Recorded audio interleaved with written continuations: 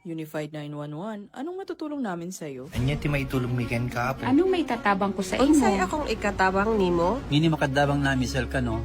Sa anumang wika o dialekto, may tulong na darating sa iyo.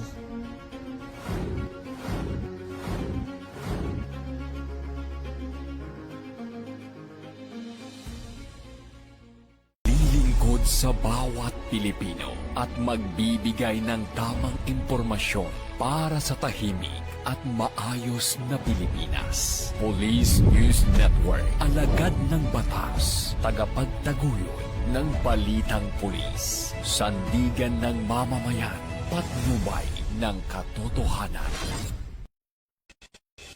La Campo Crame, maghahatid ng pinakahuling kaganapan at nagbabagang balita. Ito ang PNN Police News Network.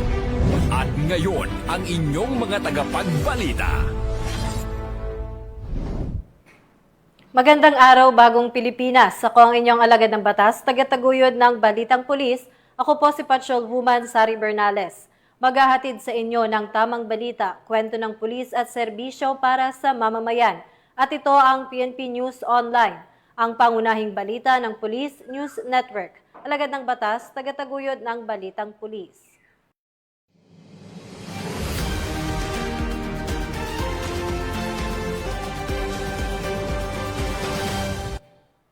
Narito ang mga balitang hatid ng ating PNN correspondents mula sa iba't ibang panig ng bansa.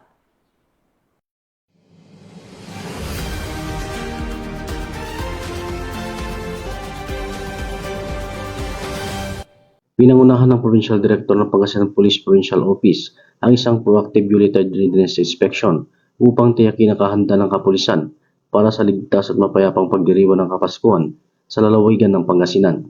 Isinagawa ang inspeksyon sa mga municipal police station ng Aguilar, Bugalyon, Labrador at Sual bilang bahagi ng mas pinigting na seguridad ngayong holiday season.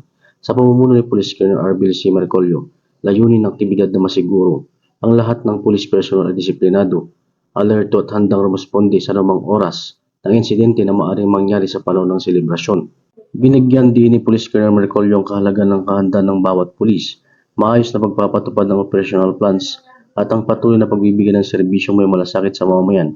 Ayon sa kanya, mahalaga ang pinaigting na police visibility at mabilis na aksyon upang mapanatili ang kaayusan at kapayapaan, lalo na ngayong mas abala ang mga lansangan at publikong lugar.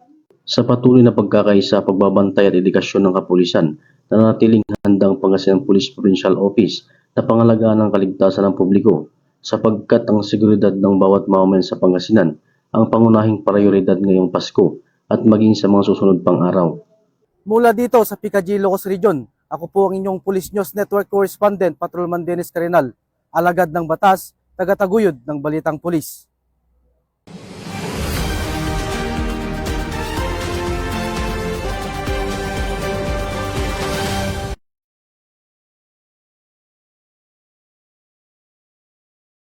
Pinaigting ng Police Regional Office 6 ang seguridad sa mga terminal, pantalan, at paliparang kaugnay ng holiday travel search. Nag-deploy ang Pro-6 ng 119 police, katuwang ang 36 personnel mula sa iba't ibang ahensya at 70 force multipliers habang nagsasagwa rin ng random security checks ang Regional Explosive and K9 Unit 6. Ayon kay Police Regional Office 6 Regional Director Police Brigadier General Josefino D. Ligan, layo nito na matyak ang ligtas at maayos na biyahe ng publiko. Pinayuhan ng mga bihero na manatiling mapagmatsyag at i-report agad ang kahina-hinalang kilos sa pulisya o tumawag sa 911. Patuloy ang pinaigting na seguridad ng Pro-6 bilang patunay ng kanilang tapat na paglilingkod at matibay na pangako na pangalagaan ang kaligtasan ng bawat mamamayan, lalo na ngayong holiday season. Mula rito sa Western Visayas, ako ang inyong PNN Correspondent, Patrolwoman Nanette Sablon, alagad ng batas, tagataguyod ng Balitang Pulis.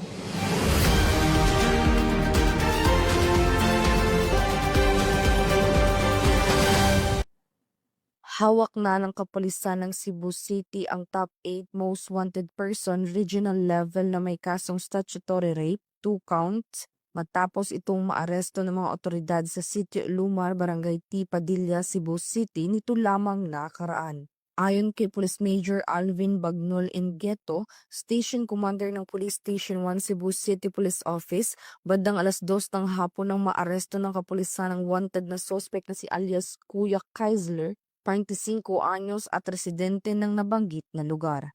Ang suspect ay naaresto sa bisa ng warrant of arrest para sa kasong 2 counts ng statutory rape na inisyu ni Honorable Van Russell L. Enofiques, Presiding Judge ng Family Court, Regional Trial Court, Branch 3, Cebu City na walang rekomendadong piyansa.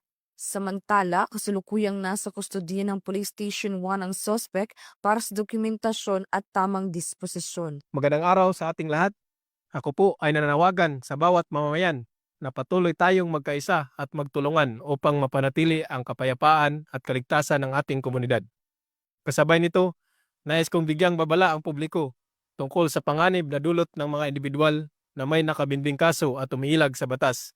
Ang ilan sa kanila ay maaring magtago sa ating mga komunidad, magpanggap na karaniwang mamamayan at patuloy na gumagawa ng krimen.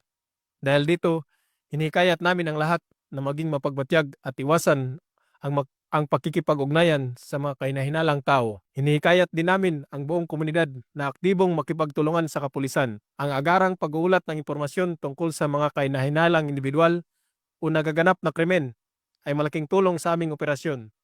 Tinitiyak ko po na ang mga impormasyong ibinibigay ninyo ay aming pangahalagaan at gagamitin ng buong pananagutan. Tandaan natin, ang katahimikan ay nabibigay lakas sa kriminal. Ngunit ang pakikiisa ay nabibigay lakas sa batas.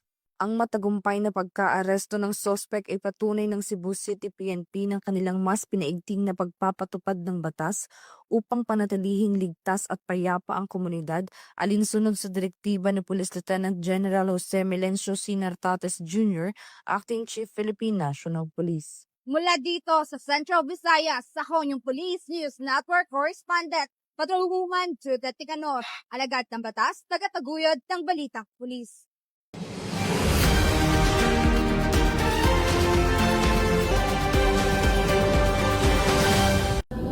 Formal nang idineklara ng Philippine Drug Enforcement Agency ang dalawang barangay sa lungsod ng Navotas, ang Bagong Bayan South at North Bay Boulevard North bilang drug cleared. Sa isang espesyal na pagtitipon, personal na inabot ni Mayor John Ray Tiangco kasama ang mga miyembro ng Konseho ng Lungsod ang mga sertipiko ng pagkilala mula sa PIDEA kina Barangay Chairman Joselito Sulit ng Bagong Bayan South at Chairman Noel Aviles ng North Bay Boulevard North bilang patunay ng kanilang tagumpay sa kampanya laban sa pinagbabawal na gamot. Ang deklarasyong ito ay bunga ng masusing monitoring at pagpapatupad ng mga programa ng lokal na pamahalaan at kapulisan sa pamumuno ni Acting Chief PNP Police Lieutenant General Jose Melencio Nartates Jr. upang masiguro ang kaligtasan at kaayusan sa bawat komunidad. Ayon sa pamahalaang lungsod, ang pagkilalang ito ay nagsisilbing inspirasyon sa iba pang barangay na ipagpatuloy ang pagbabantay at paglilinis sa kanilang nasasakupan. Alinsunod sa advokasya ng bagong PNP para sa bagong Pilipinas, serbisyong mabilis, tapat at nararamdaman.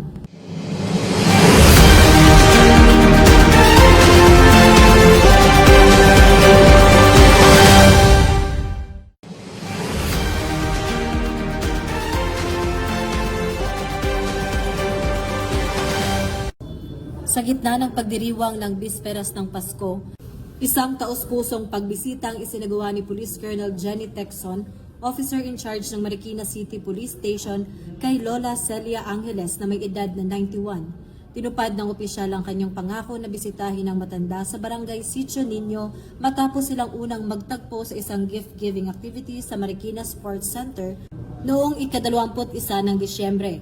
Hindi napigilan ni Lola Celia ang mapaiyak sa galak at pasasalamat nang makita ang mailap na malasakit mula sa kapulisan. Lalo na't bit-bit din ni Police Colonel Texon ang mga prutas na nagsisilbing bunting regalo para sa kanya. Ang nasabing hakbang ay bahagi ng mas malawak na layunin ng Philippine National Police sa pamumuno ni Acting Chief PNP Police Lieutenant General Jose Melencio Nartates Jr.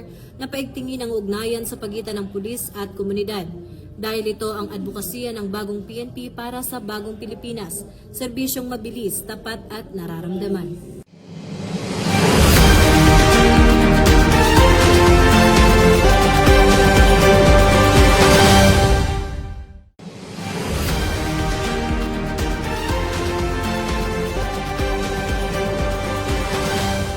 yan ang nakalap ng ating PNN correspondents mula Luzon, Visayas at Mindanao. Sa ngalan ng pamunuan ng Philippine National Police sa pangunguna ni Acting Chief PNP, Police Lieutenant General Jose Melencio Nartates Jr. at sa pamumuno ni President Ferdinand Bongbong Marcos Jr., kami ay maglilingkod sa bawat Pilipino at magbibigay ng tama at balanseng balita. Mula rito sa tanggapan ng tagapag-ugnay ng Pambansang Pulisya, kami ang inyong alagad ng batas, tagataguyod ng Balitang Pulis. Ako po ang inyong tagapag-ugnay, Patrolwoman Sari Bernales. Maghahatid ng tamang balita, kwento ng pulis at serbisyo para sa mamamayan. At ito ang PNP News Online. Ito ang bagong PNP para sa bagong Pilipinas. Serbisyong mabilis, tapat at nararamdaman.